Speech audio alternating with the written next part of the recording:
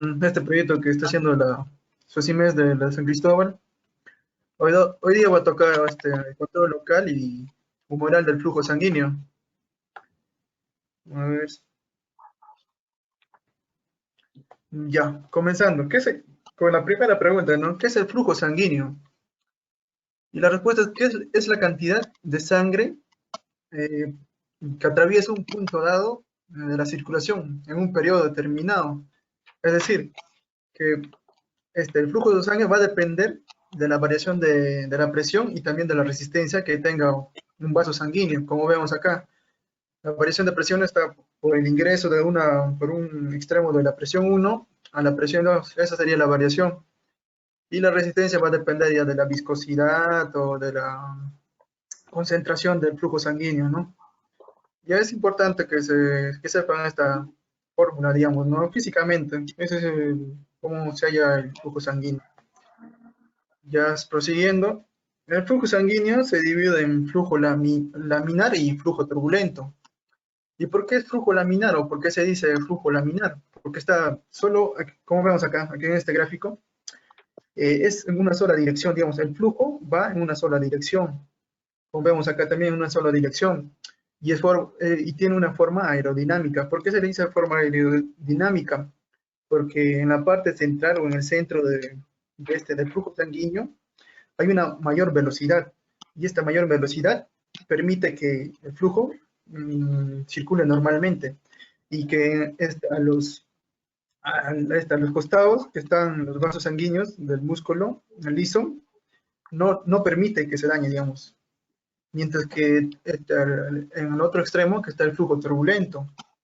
El flujo turbulento, como vemos acá, la dirección no es continua, no es solo en una dirección, sino podría ser transversa, es longitudinal. Y en otras bibliografías nos dicen que la dirección digamos, va en todas las direcciones. El flujo sanguíneo va en todas las direcciones y no permite un flujo normal, ¿no? Y también se le puede decir que tiene un corriente turbulento, digamos, como vemos acá, como en las aguas, ¿no? Como vemos, es turbulento, no tiene una dirección definida. Y el flujo turbulento y el flujo laminar se da gracias, o se puede encontrar gracias a la fórmula del número de Reynolds. Y por ejemplo, cuando es mayor a 4000 el número de Reynolds, se va a decir que es un flujo turbulento. Y si es menor a 2300 o 2500, se va a decir que es un flujo laminar. Y otra cosa más que deberían saber que el número de Reynolds va a depender del diámetro del vaso sanguíneo, de la viscosidad del flujo y también de la densidad, ¿no? Ya, prosiguiendo, ¿cuáles son los aspectos que dependen, digamos, el flujo sanguíneo depende de las necesidades específicas de cada tejido sanguíneo?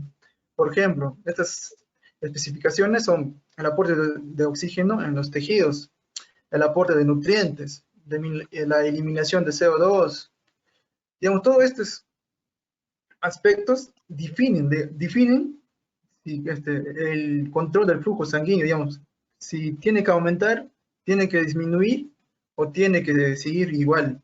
Digamos, va a depender de estos aspectos.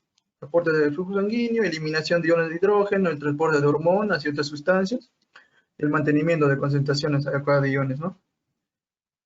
Y ya prosiguiendo, vemos en esta tabla que cada órgano o cada tejido de órgano va a tener un porcentaje y una cantidad de flujo sanguíneo. Pero los órganos que tienen mayor flujo sanguíneo es el riñón y es el hígado. El hígado tiene de 1350 mililitros por minuto. Ese es el flujo sanguíneo que tiene el hígado. Mientras que el segundo, con mayor concentración de flujo sanguíneo, es el riñón, que es con 1100 mililitros por minuto, ¿no? Y el hígado está compuesto tiene dos circulaciones, digamos. Tiene dos tipos de circulación, una portal y una arterial. Por eso es que tiene mayor flujo sanguíneo, digamos. Es por eso. Y en total el flujo sanguíneo de nuestro organismo en un estado basal o en un estado de reposo es 5000 mililitros por minuto, el cual, como vemos en esta tabla, la suma de todo el flujo sanguíneo de cada órgano nos va a dar un porcentaje de 100%, ¿no? Y es importante saber esto, digamos, qué órganos tienen mayor flujo sanguíneo, porque ya es una pregunta ya clásico en algunos exámenes de ENAM y de salud. Y ahora, la importancia del control del flujo sanguíneo. ¿Por qué es tan importante, digamos, no? ¿Por qué el flujo sanguíneo no puede ser de más para que no haya un control? Bueno, aquí está la explicación, ¿no? Como nos dice en el guidon. Digamos, es importante el control del flujo sanguíneo porque para que los tejidos de los órganos no padezcan en deficiencia de oxígeno y de nutrientes, ¿no? Y que la carga del corazón se mantenga mínimo. Y así no haya una sobrecarga al miocardio, ¿no? Ya pasando por lo siguiente, vamos a hablar de los mecanismos del control del flujo sanguíneo. Hay dos tipos de mecanismos. Hay un control a corto plazo y un control a largo plazo. En el control a corto plazo, los cambios son rápidos, se dan en segundos, en minutos. Se dan muy rápidos. ¿Y qué produce? Produce una vasodilatación y una vasoconstricción de las arterias, de las metaarteriolas y de las arteriolas, y también de los esfínteres precapilares. Esto permite que el mantenimiento del flujo sanguíneo sea constante y normal, ¿no? ¿Y, y cuándo se da el control a largo plazo? Digamos, ¿cuáles son qué produce el control a largo plazo? Son cambios lentos, pueden dar en horas, días, semanas, hasta meses. Y este control va en proporción de las necesidades del tejido, digamos, va en proporción al metabolismo de los tejidos. Como hemos visto, el flujo sanguíneo del hígado, el flujo sanguíneo del riñón es mayor, son mayores. ¿Por qué? Porque tienen mayor metabolismo en esos tejidos. Es por eso que tienen mayor flujo sanguíneo. Otro caso, ¿qué produce el control a largo plazo?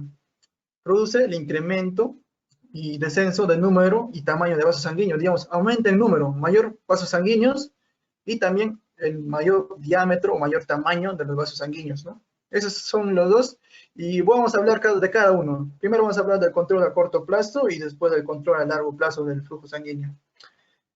Ya para... Acá hay una pregunta, ¿no? De los temas que hemos hecho hasta ahorita, no sé si pueden responder, chicos, les dejo un minuto, ¿les parece? Cualquier duda o pregunta también pueden hacerlo. Les dejo un minuto.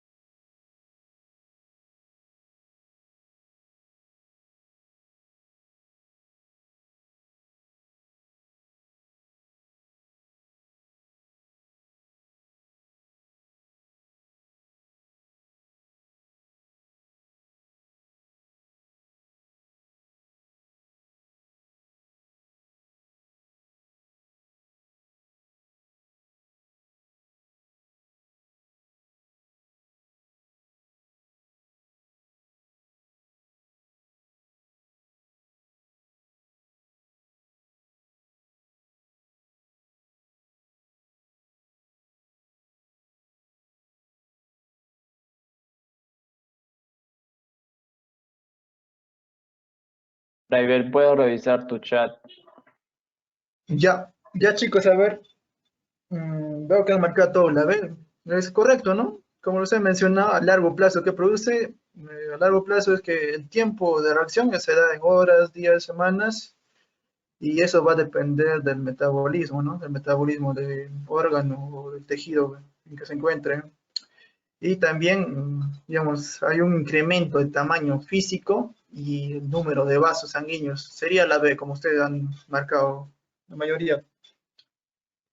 Ya, ¿alguna duda, chicos? ¿O algo que no han entendido para que les repita para seguir avanzando, ¿no? A ver, espero un rato, si no, ya continúo ya con los diapos.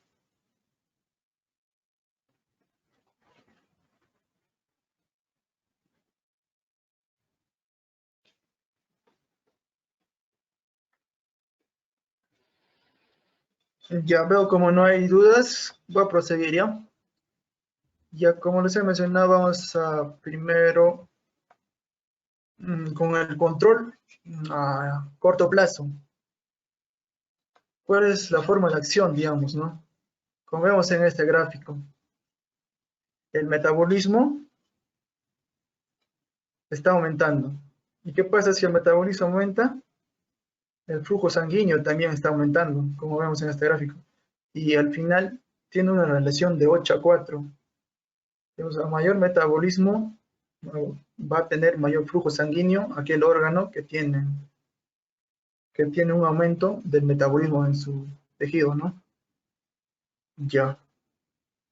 Ahora, la disponibilidad reducida del oxígeno aumenta el flujo sanguíneo. ¿Por qué aumenta, digamos, no?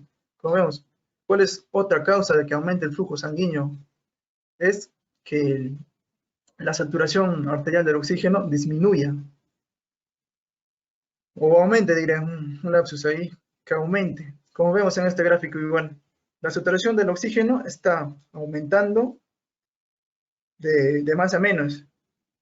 Entonces el flujo sanguíneo también está aumentando para poder recompensar ese mayor, como hay un descenso de oxígeno, el flujo sanguíneo tiene que hacer la compensación. Y esa compensación se da gracias a que aumente el flujo sanguíneo. ¿Y cuáles son esas causas o cuáles son esos motivos en donde el oxígeno disminuye o se reduce? Por ejemplo, donde las personas viven a altitudes, ¿no? Por decir, en el Everest o cuando vas al Everest o cuando vas a lugares de gran altitud, la concentración de oxígeno disminuye. Entonces es en ahí que hay una reacción y esa reacción produce que el flujo sanguíneo aumente. ¿Y cuál es otra causa por el cual el flujo sanguíneo también aumente? Es que en la neumonía, como hay una falla pulmonar en la hemoglobina, en el transporte del oxígeno, hay una compensación del flujo sanguíneo. Es por eso que comienza a aumentar, como el nivel de oxígeno que está ingresando a nuestra circulación es menor, el flujo sanguíneo tiene que aumentar como una compensación a ese desnivel. Y a otra causa también por el cual el nivel de oxígeno, el flujo sanguíneo aumenta es cuando hay una intoxicación por CO2. La intoxicación por CO2 daña el transporte de la hemoglobina, digamos. El transporte ya no transporta la cantidad de oxígeno correspondiente, sino comienza a fallar ese transporte. Es por eso que disminuye. Y como una compensación, el flujo sanguíneo también en ese momento aumenta. Ahora, también una intoxicación por cianuro, es igual. En una intoxicación por cianuro destruye los enlaces o los receptores que tiene la hemoglobina para el transporte de oxígeno. Y en ese caso también hay una compensación por el cual aumenta el flujo sanguíneo, ¿no? Esos son los 4 motivos que están relacionados con la disponibilidad reducida del oxígeno. Ya pasamos. Hay 2 teorías que nos menciona en el Guyton. La teoría vasodilatadora. ¿Qué significa esta teoría? Cuando aumenta el metabolismo en ese tejido o en ese órgano, el nivel de oxígeno comienza a disminuir y el nivel de CO2 aumenta.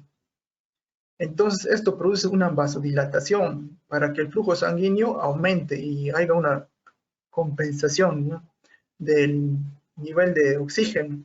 Entonces el flujo sanguíneo aumenta y también aumenta el nivel de oxígeno, ¿no? Y hay una compensación, el cual va a tener una normal función de ese tejido. Y en este teoría vasodilatadora hay sustancias que ayudan a la vasodilatación. ¿Y cuáles son estas? La adenosina, el dióxido de carbono, el compuesto de fosfato de adenosina, la histamina y los iones de potasio e hidrógeno. Estas son las sustancias vasodilatadoras que son importantes para la vasodilatación cuando el nivel de metabolismo aumenta y el nivel de oxígeno disminuye. Por ejemplo, lo más importante es la adenosina. la adenosina actúa en el corazón.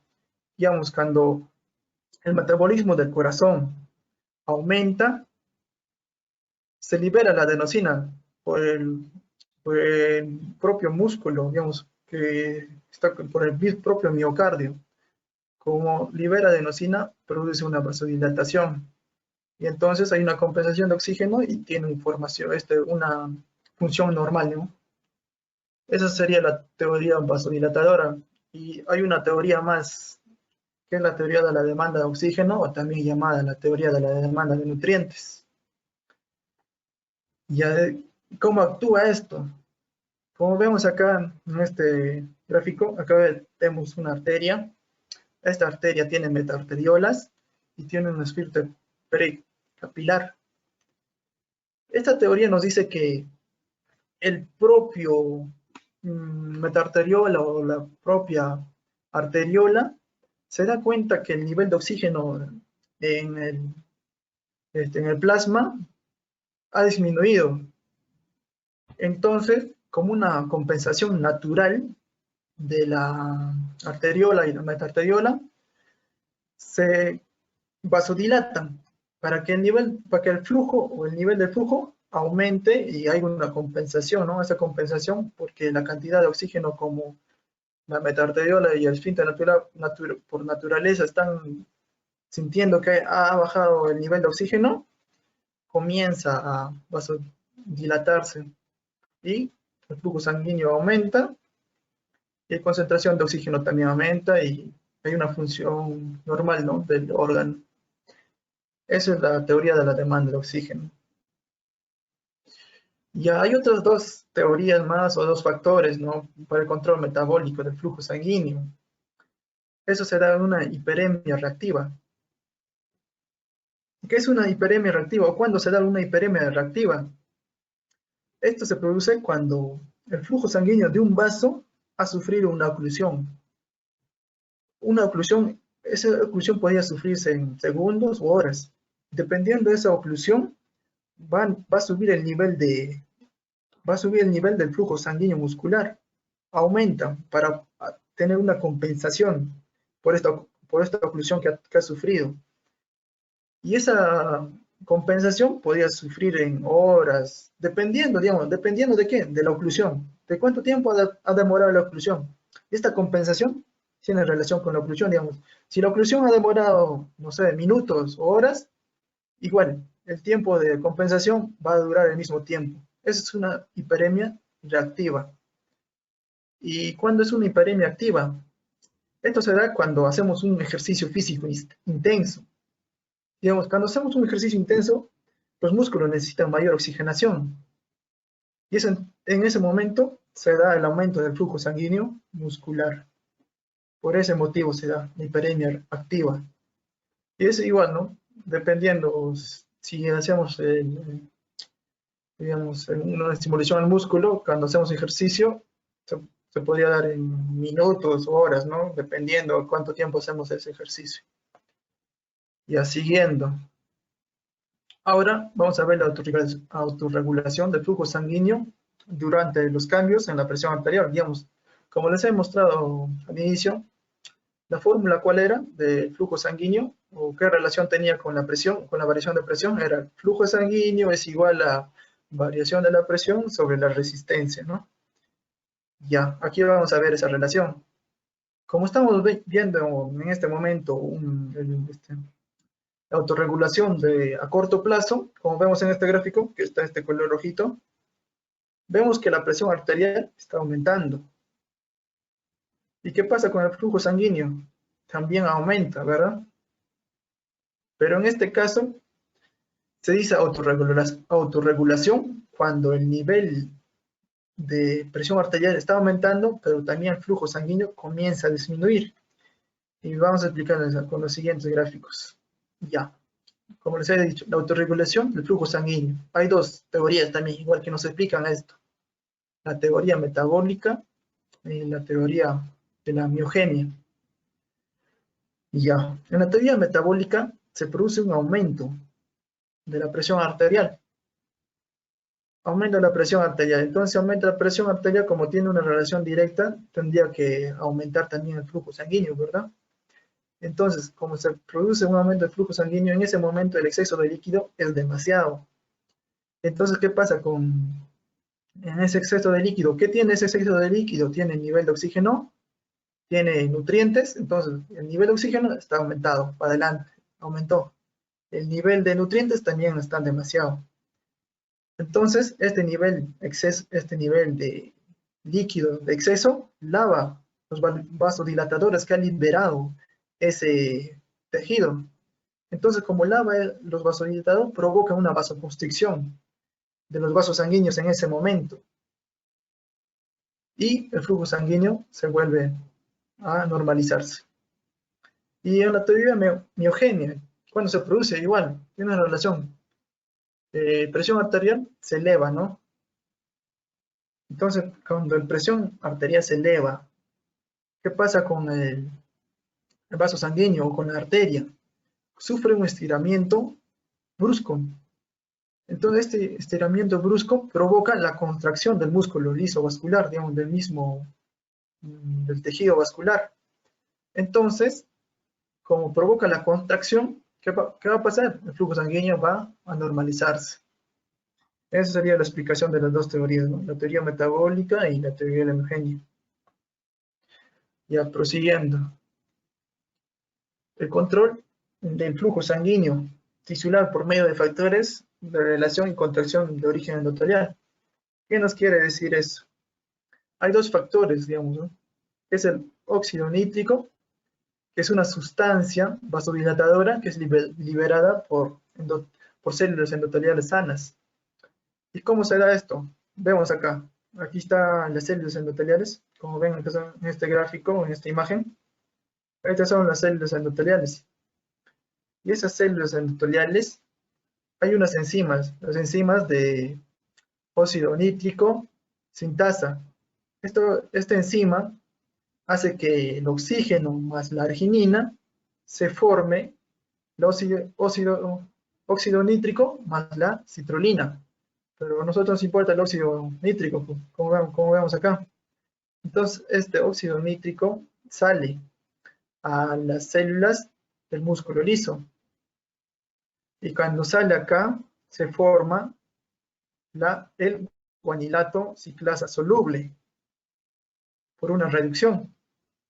Y este guanilato ciclasa soluble tiene un efecto sobre el fosfato, eh, el fosfato tricíclico de guanicinina. Entonces, este guanilato ciclasa hace que se reduzca y forma el monofosfato de guanicinina. Y este monofosfato de guanicinina hace que se relaje el vaso, ¿no? O la arteria en la que está actuando. Esa sería la función o el origen y la función del óxido nítrico, que es un vasodilatador. Es importante saber eso. El óxido nítrico, ¿qué es? Es un vasodilatador. Y ahora procedimos con la endotelina. Igual, es un potente vasoconstrictor. Es un vasoconstrictor, es todo lo contrario. ¿Qué es un vasoconstrictor? Reduce o relaja, no, diré, contrae el vaso sanguíneo. ¿Y por quién es liberada? Igual, por el endotelio dañado. Esta endotelina está presente en todos los vasos sanguíneos, pero sufre una estimulación, digamos, para la liberación a mayor cantidad cuando se produce una lesión en el endotelio. Y con este factor hace que evita la hemorragia extensa, ¿no? Que se podría producir en este vaso sanguíneo, con esta arteria, ¿no? Esa sería la función de la endotelina, que es un vasoconstrictor. Y ahora una pregunta para proseguir, ¿no? ¿Qué es la hiperemia reactiva, no? A ver, chicos, responden, les dejo un minuto.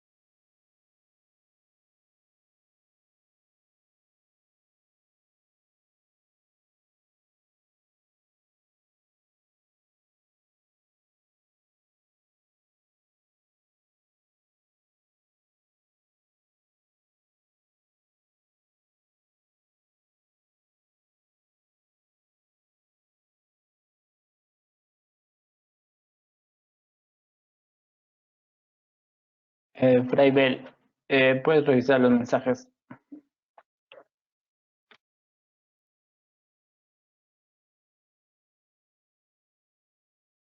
Ya, a ver, veo que todos han marcado la B y es la respuesta correcta, ¿no? Cuando se da una hiperemia reactiva, cuando el vaso sanguíneo o el riego sanguíneo tisular sufre un bloqueo durante un periodo, un breve tiempo, ¿no? Y comienza a reactivarse el flujo sanguíneo y a normalizar.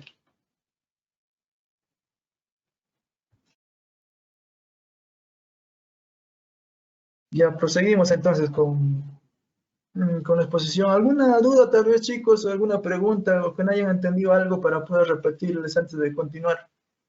Cualquier duda que tengan o algo que no hayan entendido para volver a explicarles. A ver, chicos, participen. O voy a preguntar a alguna persona que esté conectado si no tienen duda.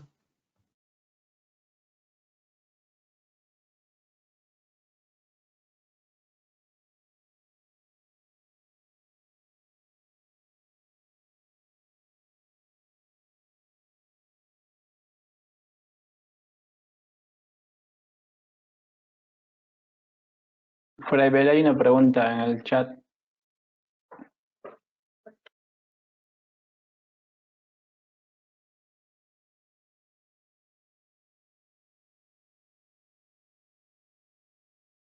Ya, a ver, me está preguntando, a ver, la teoría de la demanda de oxígeno, ¿cuándo se da? Ya, voy a repetirles entonces, a ver, la teoría de la demanda de oxígeno. Ya, ¿cuándo se da la teoría, digamos, de la demanda de oxígeno? Esto es algo simple, digamos, ¿no? Esto se da cuando la misma metaarteriola, la misma arteriola o el mismo esfínter precapilar sienten que en el flujo sanguíneo o el normal flujo sanguíneo hay poco nivel de oxígeno o poco nivel de nutrientes.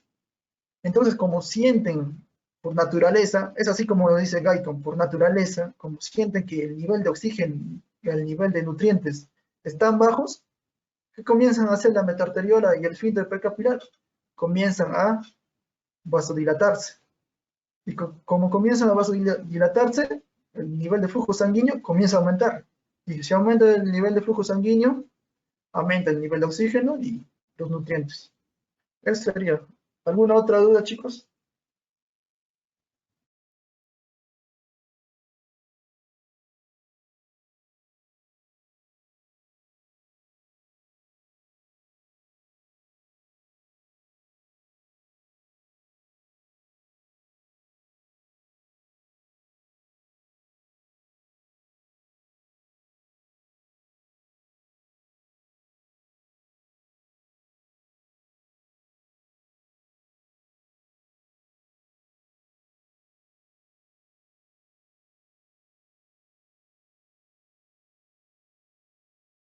Ya, a ver, como no hay más preguntas, voy a hacer una pregunta simple. Como esta pregunta, la hiperemia activa. ¿Qué es la hiperemia activa? Esta pregunta va para Trilce. No sé si nos puede responder por el chat o también por el audio. La señorita Trilce.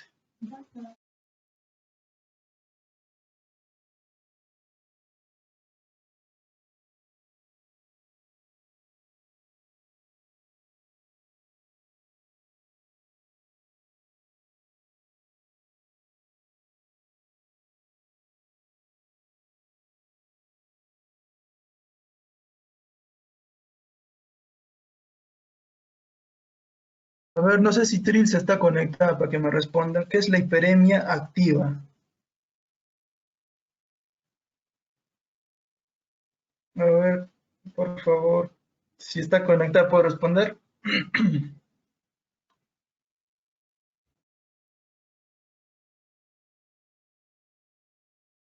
Quieren que repita todavía la hiperemia activa, cuándo será la hiperemia activa y cuándo será la reactiva. Si no han entendido, les he dicho que pregunten.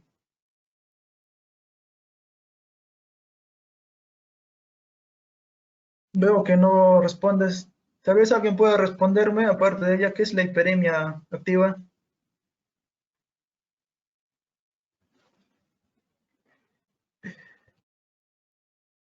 Veo que me ha respondido ya. Está bien, tiene razón, ¿no? Es el aumento del flujo sanguíneo cuando la demanda metabólica aumenta. Por ejemplo, cuando hacemos un ejercicio físico intenso, ¿no? Un ejemplo simple les he puesto eso. Y entonces proseguimos con las diapos. Y ahora vamos a hablar del control a largo plazo. Ya hemos hablado con el control a corto plazo. Ahora vamos a hablar del control a largo plazo. Ya.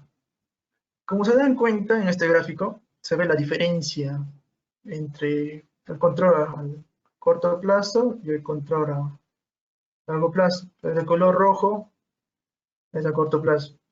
Como se dan cuenta, la presión arterial está aumentando. ¿Y qué pasa? A corto plazo intentan controlar el flujo sanguíneo, como se dan cuenta. Pero como se dan cuenta, a lo largo, como sigue aumentando la presión arterial, sufre un quiebre y no puede controlar ya el nivel de flujo sanguíneo. Entonces falla el control a corto plazo. Es entonces cuando ingresa el control a largo plazo. Este es el necesito, como ven. Vemos que la presión arterial está aumentando, pero el flujo sanguíneo sigue manteniéndose constante, digamos. Por eso la importancia, digamos. Pero los dos son importantes, pero como vemos, como dice su nombre, a largo plazo, el control a corto plazo comienza a fallar, ¿no? Ya no hay un buen control de flujo sanguíneo. ¿Y cuáles son las características del control a largo plazo? Que es más completo, porque ya controla y lo normaliza o lo vuelve constante en una presión sanguínea dada. Y también se da, ¿por qué? Porque se da a largo plazo, cuando cambian las demandas metabólicas del tejido. Digamos, por ejemplo, un niño, las demandas metabólicas que tiene, por decir, no sé, el corazón o el hígado, son mínimas. Pero cuando se va desarrollando y sufre un crecimiento, las demandas metabólicas también comienzan a aumentar. Y es en ese momento que ingresa el control a largo plazo. Es un ejemplo sencillo, ¿no? Para poder diferenciar. Ya, vamos a ver la regulación del flujo sanguíneo por cambios en la vascularización tisular. ¿Esto qué nos quiere decir? Como, como les he dicho, un órgano necesita mayor flujo sanguíneo, entonces en ese momento, ¿qué hace este factor? Aumenta, aumenta el número de vasculatura, como vemos acá. Estos puntitos blanquitos son capilares, pero por una estimulación del crecimiento y el desarrollo de un órgano, como se produce mayor metabolismo de ese órgano, comienza a aumentar también la vasculatura y comienza a duplicarse las capilares, ¿no? Para poder tener un buen nivel de oxigenación y un buen nivel de nutrición de aquel órgano que está sufriendo el aumento del metabolismo.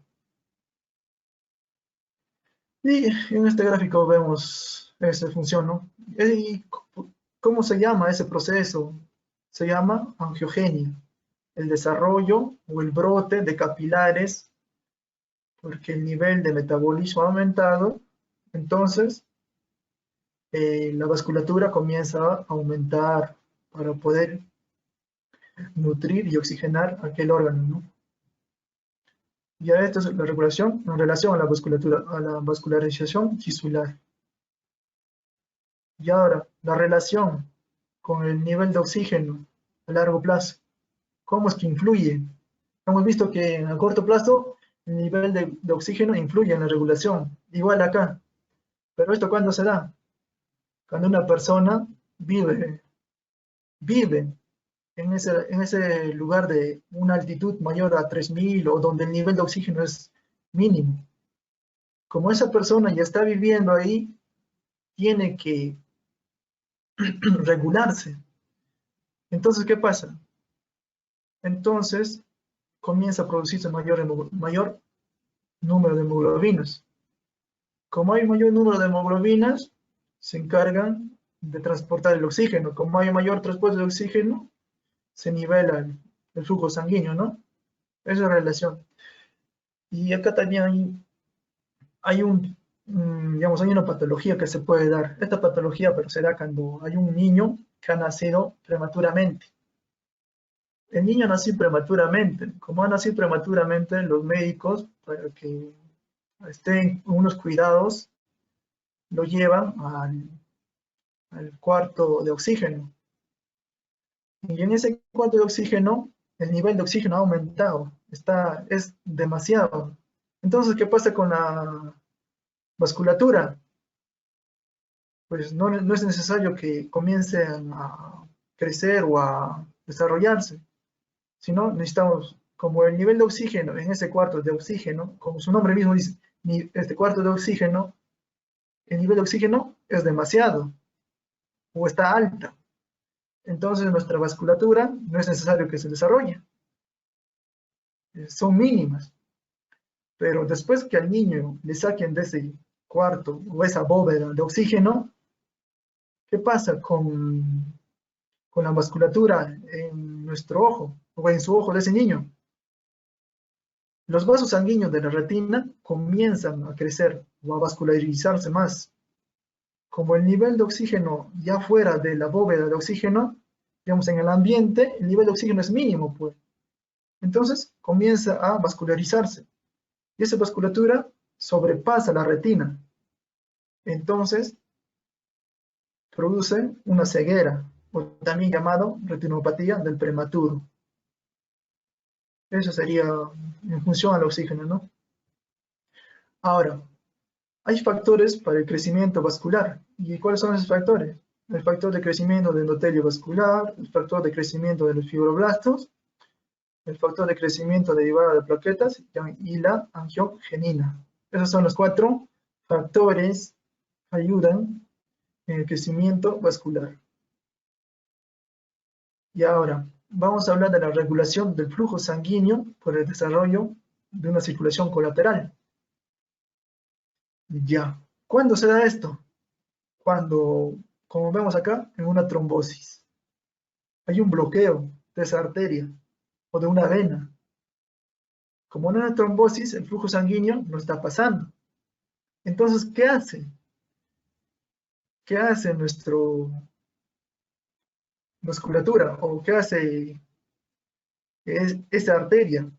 Comienza a desarrollar un nuevo canal, una nueva vasculatura colateral para poder oxigenar ese órgano que ha sido bloqueado por una trombosis. Esa arteria que ha sido bloqueada, como ha sido bloqueado por una trombosis, comienza a desarrollarse nuevas vasculaturas colaterales para poder oxigenar ese lugar o ese sitio, ¿no?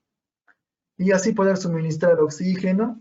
Y esto se da, no se da en horas o en días. Esto se puede dar en días, semanas o meses también, dependiendo del órgano. Es por eso que la mayoría de la gente, cuando tiene un problema, una trombosis a nivel del corazón, los vasos sanguíneos coronarios no suelen afectarse, no suelen sentirse o no suelen desarrollarse las patologías. Pero si la trombosis se da no solo en una rama, sino en varias ramas coronarias, es ahí que recién se puede dar un infarto de corazón o algún problema cardíaco, ¿no? O alguna patología cardíaca. Esa sería la regulación del flujo sanguíneo por el desarrollo de la circulación colateral. Digamos, cuando hay una obstrucción de una arteria o de una vena, comienzan a desarrollarse nuevas colaterales o nuevas vasculaturas para poder suministrar oxígeno y nutrientes, ¿no? Al órgano. Eso sería. Y ahora, ¿cuál? Se da un crecimiento y la remodelación vascular. Digamos, a nivel de los vasos sanguíneos se produce un crecimiento y también una remodelación. Y estos son componentes fundamentales del desarrollo y el crecimiento de los tejidos, como ya les he mencionado, ¿no? ¿Verdad? Digamos, cuando un niño comienza a desarrollarse y a sufrir crecimiento en algunos órganos, ya sea el corazón o el pulmón o el hígado, ¿qué pasa con la vasculatura? Comienza a desarrollarse, comienza a crecer, como vemos acá, y esto será en 4 etapas. La primera etapa será una remodelación trófica de la entrada del vaso sanguíneo, y después se produce una remodelación hipertrófica. ¿Qué significa eso? Que está creciendo, que está distendiéndose. Y la tercera etapa que será la remodelación de salida, digamos, en la parte interna va contrayéndose el músculo y el foco para que pase el flujo sanguíneo va aumentando. Y también se hará una remodelación hipertrófica de salida. Esta remodelación ya será en el vaso sanguíneo que ya se ha desarrollado. Y ahora vamos a entrar al control humoral de la circulación. Y antes de continuar, no sé si tienen alguna duda, alguna pregunta hasta ahí, chicos. A ver, pueden escribir o poder hablar. O voy a volver a preguntarle a una persona. A ver, ¿alguna duda o algo que no han entendido para poder repetir o algo que no les ha quedado claro? A ver, chicos.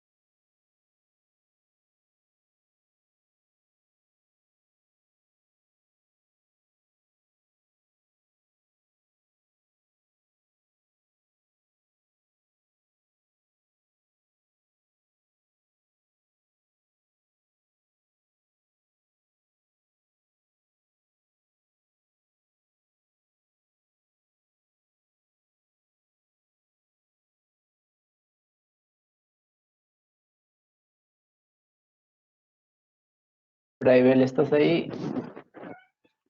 Ya veo que nadie tiene alguna pregunta. Ya voy a preguntar a alguien. A ver, Sí hay una pregunta, Fraibel, en el chat. chat. A ver, voy a revisar.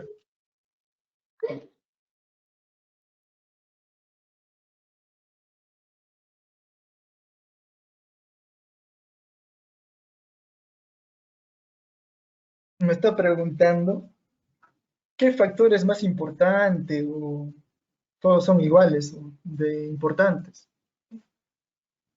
Su respuesta sería que todos son importantes porque cada uno interviene en el crecimiento vascular, digamos, todos esos factores del endotelio vascular o del crecimiento de los fibroblastos o el factor de crecimiento derivado intervienen, intervienen en el desarrollo o en el crecimiento de un nuevo vaso sanguíneo.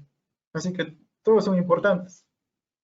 No podemos decir que uno es importante u otro es más importante. Todos son importantes.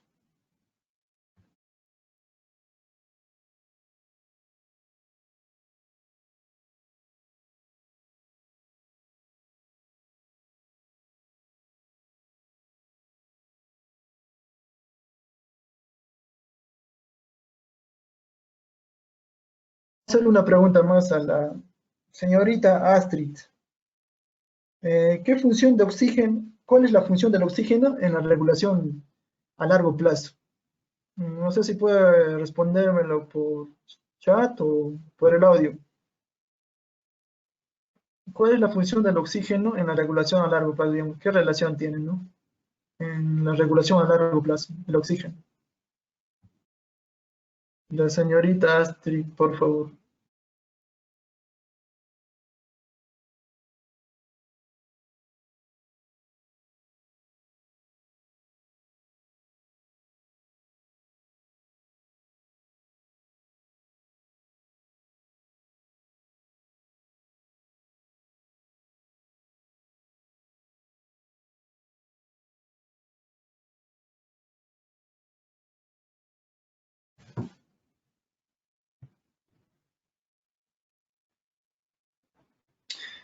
A ver, ¿me va a poder responder la señorita Astrid? Para poder responderles yo mismo, aunque sea por...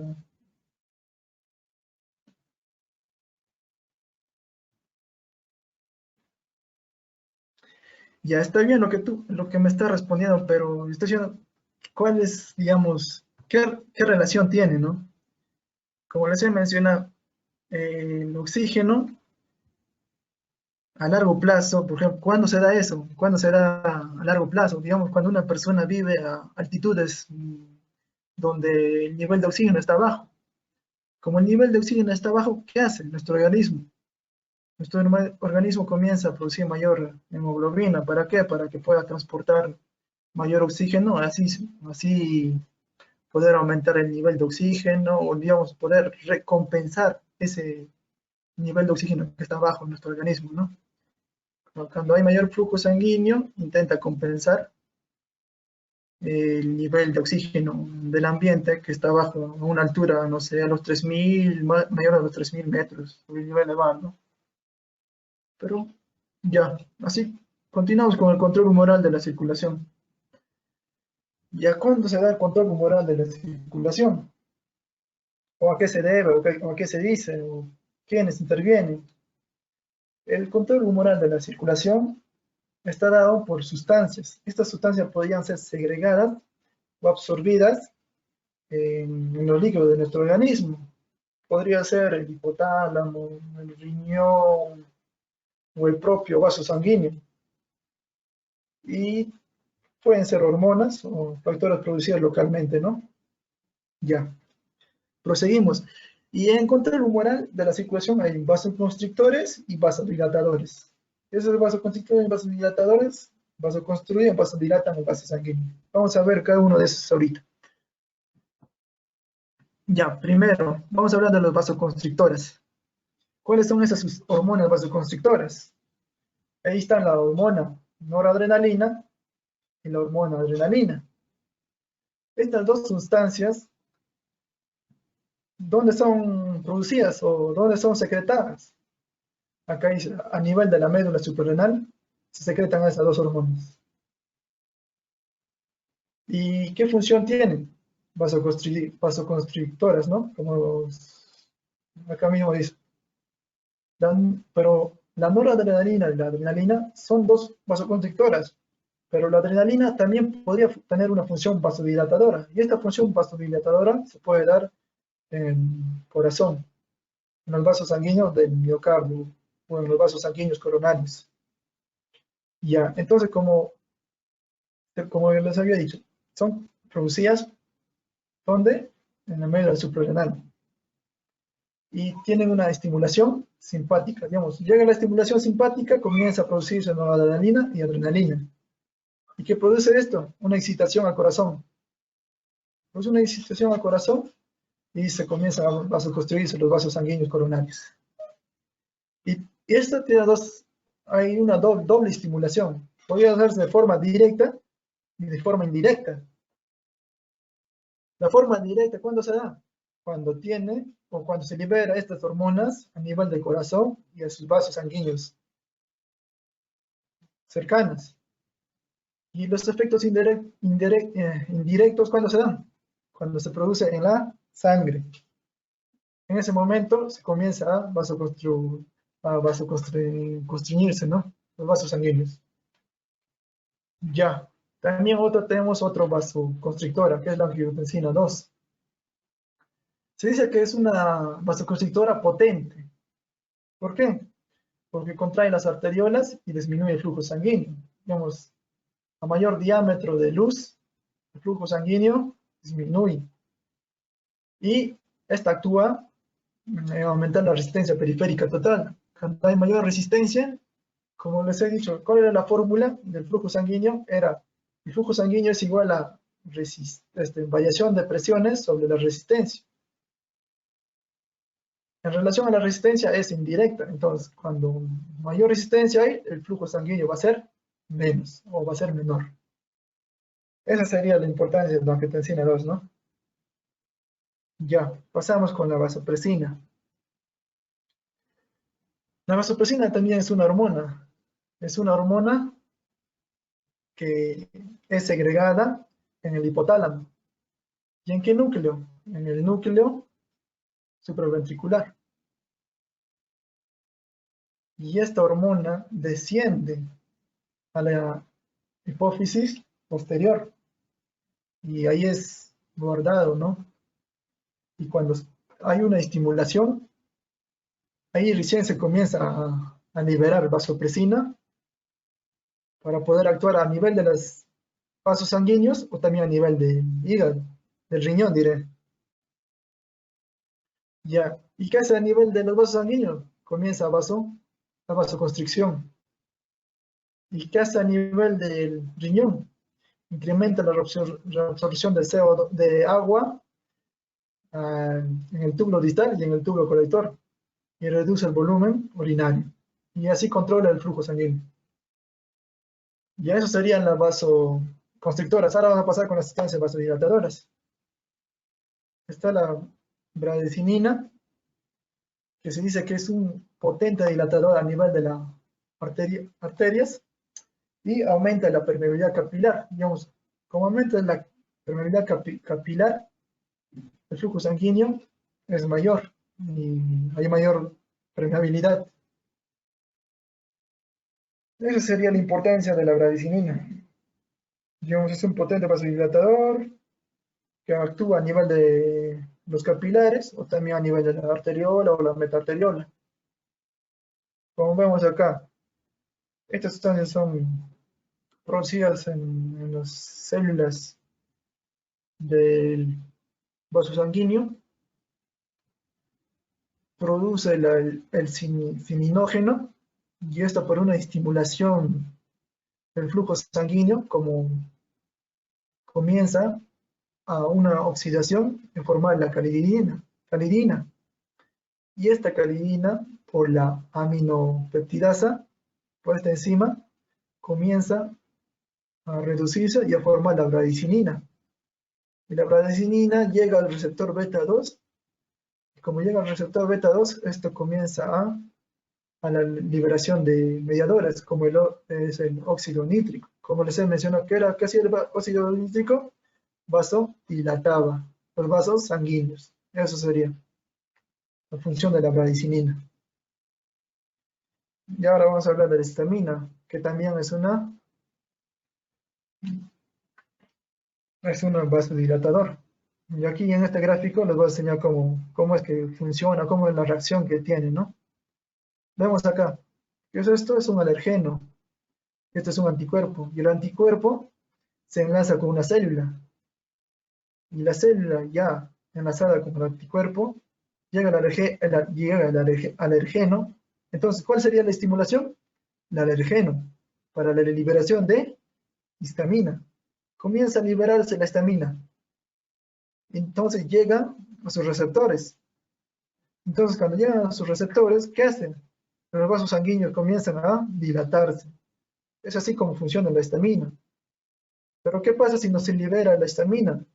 Pues está el receptor, en el receptor está el antihistamínico. En esos momentos, digamos, cuando no hay un estímulo, el receptor está cubierto por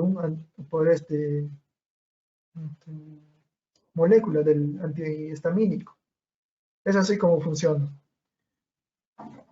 Ya, ahora vamos a ver el control vascular por iones.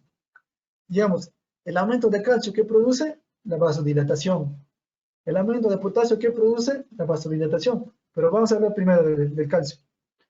Aumenta, digamos, ¿cuándo se produce la vasodilatación? Cuando hay un estímulo de contracción del músculo liso. Digamos, cuando hacemos una contracción del músculo liso, se comienza a vasodilatarse. ¿Por qué? Porque aumenta el nivel de calcio. Ahora, en relación al potasio, también produce una vasodilatación. ¿Por qué? Porque se inhibe la contracción muscular. En este momento de la inhibición de la contracción muscular, se aumenta el nivel de potasio y el nivel de potasio que produce una vasodilatación de los vasos sanguíneos. Es igual con el magnesio, pero esto está relacionado con la contracción del músculo, con la inhibición de la contracción del músculo liso. Igual con el ion hidrógeno. ¿Qué hace el ion hidrógeno? Hay un descenso de pH. Hay un descenso de pH, el cual va a producir una vasodilatación a nivel de los vasos sanguíneos. Este aumento de ion hidrógeno se relaciona también con el ácido láctico. Otro, también se puede producir el descenso del ion hidrógeno. Como hay un descenso del ion hidrógeno, ¿qué produce? Una vasoconstricción. Ahora, también se produce en el aumento del dióxido de carbono, como ya les había mencionado. ¿Qué produce cuando hay un aumento de dióxido de carbono? La vasodilatación moderada, no es completa, digamos, ¿no? Es solo moderada, pero tiene una importancia en un órgano, el aumento de dióxido de carbono, que es en el cerebro. En el cerebro sí es importante para la vasodilatación, es el primordial, es el factor o es el estímulo principal a nivel de nuestro cerebro. Digamos, cuando una persona hace un mayor metabolismo a nivel de nuestro cerebro, comienza a liberar dióxido de carbono. Como comienza a liberar mayor dióxido de carbono, ¿qué hace? Una vasodilatación de los vasos sanguíneos. ¿Para qué? Para que aumente el nivel de oxígeno y de nutrientes, ¿no? Esa sería su importancia del dióxido de carbono. Entonces, tiene una mayor relevancia e importancia a nivel del cerebro. Ahora, los aniones acetato y citrato, ¿qué producen? Estos aniones producen una vasodilatación a nivel de los vasos sanguíneos. Ya, eso sería todo, chicos. Gracias. Si tienen alguna pregunta, alguna duda, a ver.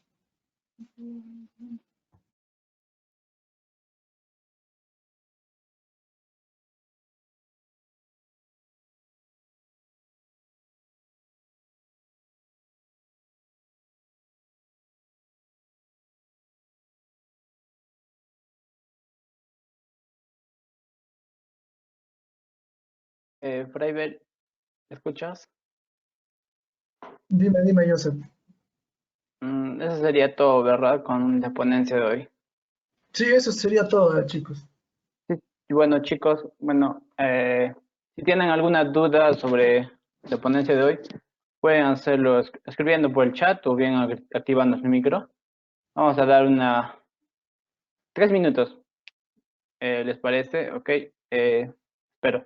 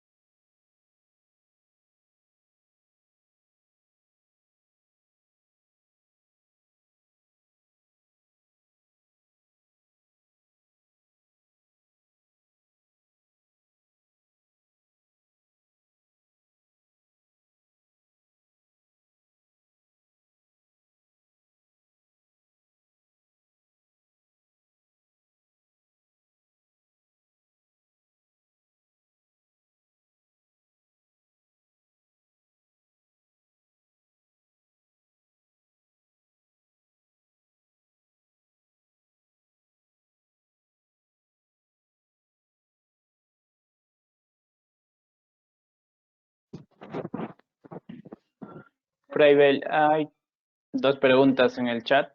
No sé si puedas revisarlo.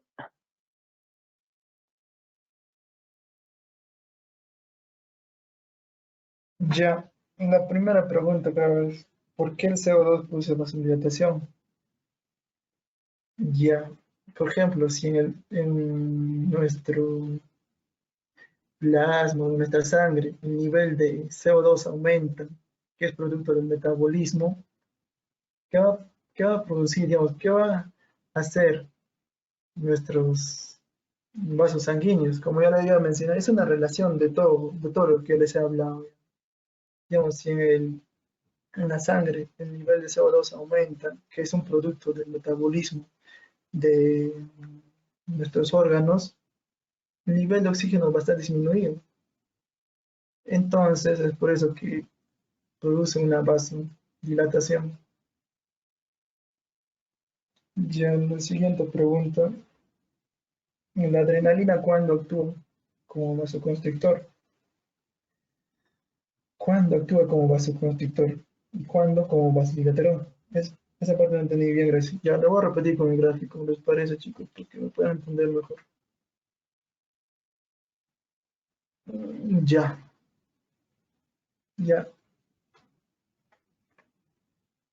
La noradrenalina y la adrenalina, por naturaleza, son vasoconstrictores. Por naturaleza, digamos, es su función más importante. Ya, pero ¿cuándo se produce una vasoconstricción de la adrenalina y cuándo una vasodilatación? Esta relación al gasto cardíaco que tiene el corazón, digamos, si el corazón tiene que bombear mayor sangre, el metabolismo va a aumentar, va a necesitar mayor energía, va a necesitar mayor oxígeno. Entonces, si necesita mayor energía, mayor oxígeno el corazón o los vasos sanguíneos del corazón, ¿qué va a hacer? Una vasodilatación.